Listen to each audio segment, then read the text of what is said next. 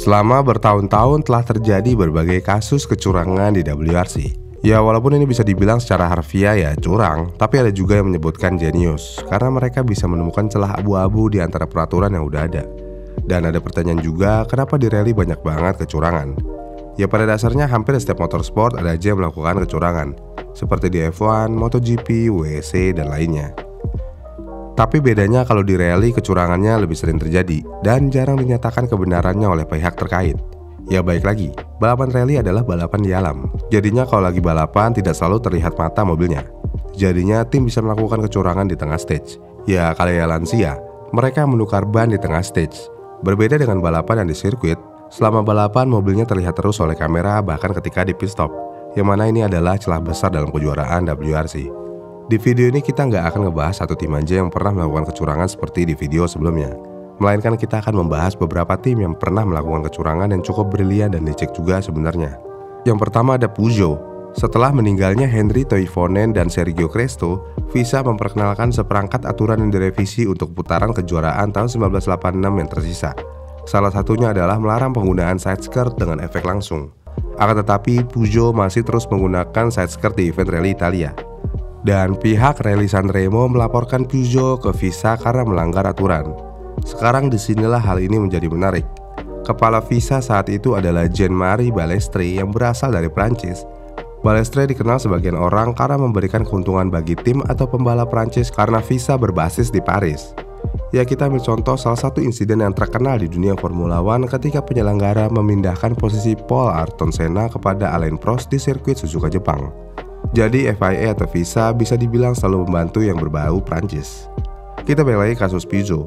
Dan setelah ketahuan kalau Peugeot melanggar aturan itu, Balestre seharusnya melarang Peugeot selama sisa musim itu. Tetapi tidak demikian. Ia tetap mengizinkan Peugeot melakukan start, yang mana Peugeot berhasil memenangkan beberapa stage di rally itu. Bukan itu aja masalahnya, tapi Peugeot tetap membuat masalah lainnya. Masalahnya yaitu Peugeot tidak membuat 20 mobil tambahan untuk evolusi T16 untuk homologasi tahun 1986. Dan lagi, FISA memberikan jalan mulus kepada Peugeot untuk tetap bisa ikut kompetisi di tahun 1986. Dan Peugeot memenangkan gelar manufaktur dan pembalap pada tahun 1986. Halus benar orang dalamnya. Kemudian ada tim Mitsubishi, yang mana tim Mitsubishi menggunakan bahan bakar yang ilegal. Ya pada dasarnya hal ini agak umum terjadi di motorsport secara umum. Tetapi ada satu kasus yang cukup ironis. Pada rally 1000 Lex pada tahun 1991, Mitsubishi didiskualifikasi karena penggunaan bahan bakar ilegal. Ironisnya, posisi ketiga Mitsubishi yang telah didiskualifikasi malah diwarisi ke rekan satu timnya, yaitu Kenneth Eriksson, yang mana bahan bakarnya kali itu belum diuji. Banyak dugaan kalau Eriksson juga menggunakan bahan bakar yang sama, tetapi tidak pernah dilakukan pengujian. 2 tahun berselang, kejadian sama menimpa Carlos Sainz yang mana dia didiskualifikasi karena menggunakan bahan bakar ilegal. Kemudian ada Lancia Delta, tapi sebenarnya kecurangan Lancia nggak di situ aja. Karena baik lagi, Lancia kala itu memiliki budget yang gede banget untuk berkompetisi di balapan rally. Dan karena budgetnya cukup gede, makanya Lancia bisa melakukan inovasi terus-menerus. Yang mana ini tentu aja menguntungkan Lancia dan otomatis Lancia lebih unggul daripada pesaingnya. Dan pada dasarnya, inovasi Lancia sebenarnya cukup jenius sebenarnya, dan banyak juga yang sesuai dengan aturan. Tapi karena besarnya budget Lancia berinovasi ke arah yang berbeda. Yang mana beberapa inovasinya yang secara legal udah diketahui publik, jadi saatnya Lancia melakukan inovasi jahatnya, karena udah ketutup sama inovasi legalnya. Bahkan saking besarnya budget Lancia bisa membuat mobil yang berbeda untuk event rally yang berbeda. Jadi Lancia selalu menggunakan mobil yang berbeda untuk tipe rally yang berbeda, yang mana ini untuk memaksimalkan hasil dari rally itu. Kemudian hal mengejutkan terjadi ketika event rally di Korsika, yang mana dari reporter kala itu sedang meliput mobil Lancia Delta yang sedang di servis area. Tapi ada sesuatu yang aneh di mobil itu, yang mana di mobil itu ada tabung pemadam kebakaran selalu diganti di servis area. Ini adalah sesuatu yang gak wajar. Ya kalau di servis area kalau diganti ban, rem, atau oli yang masuk akal aja, karena itu memang barang yang bakal habis. Tapi kalau ganti alat pemadam kebakaran di setiap servis area itu adalah hal yang sangat janggal. Ditambah, mobil Lancia Delta itu nggak ada tanda-tanda habis kebakaran. Ya masa iya, mobilnya kebakaran di setiap stage kan?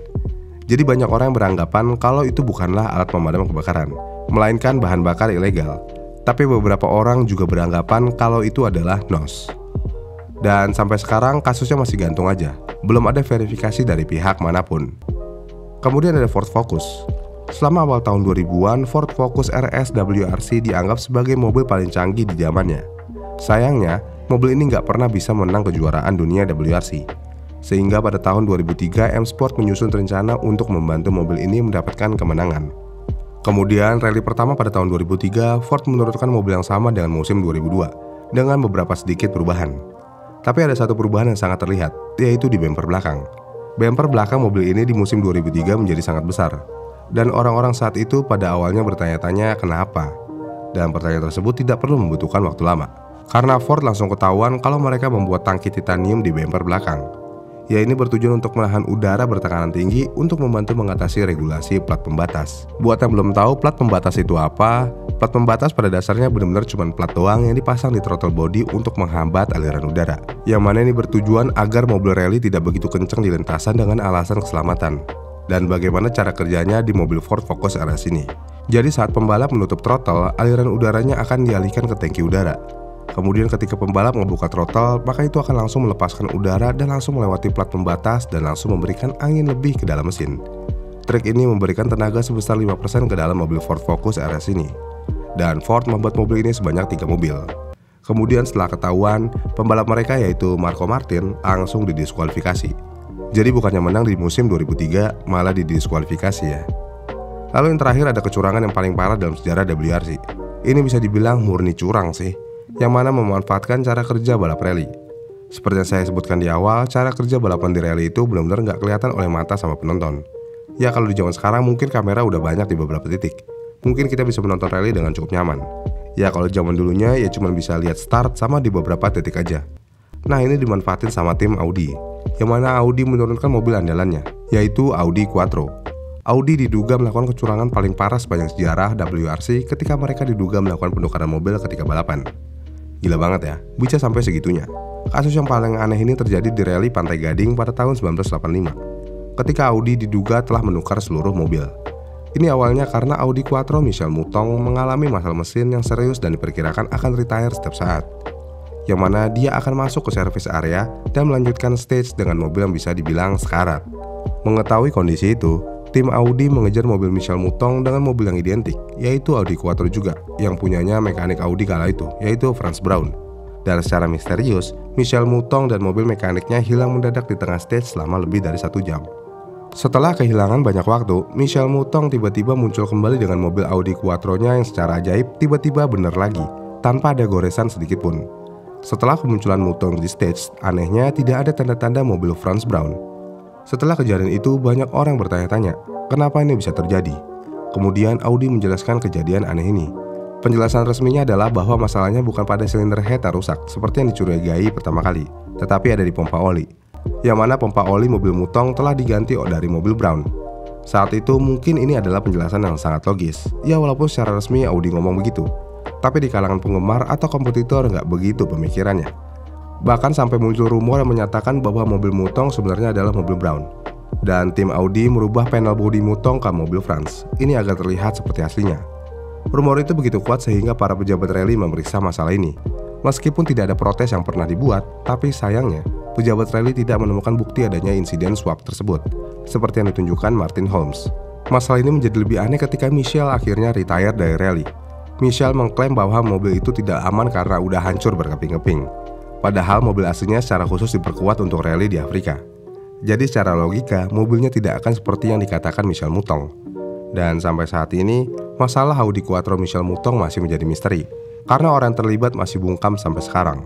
Ya seperti di video sebelumnya, ini bagi sebagian orang bisa dibilang curang dan ada juga yang bilang jenius. Tapi kalau dari kasus Audi, ini bisa dibilang 100% curang sih. Kalau menurut kalian, manakah yang jenius dan manakah yang curang? Komen di kolom komentar di bawah ya. Jangan lupa like dan subscribe channel ini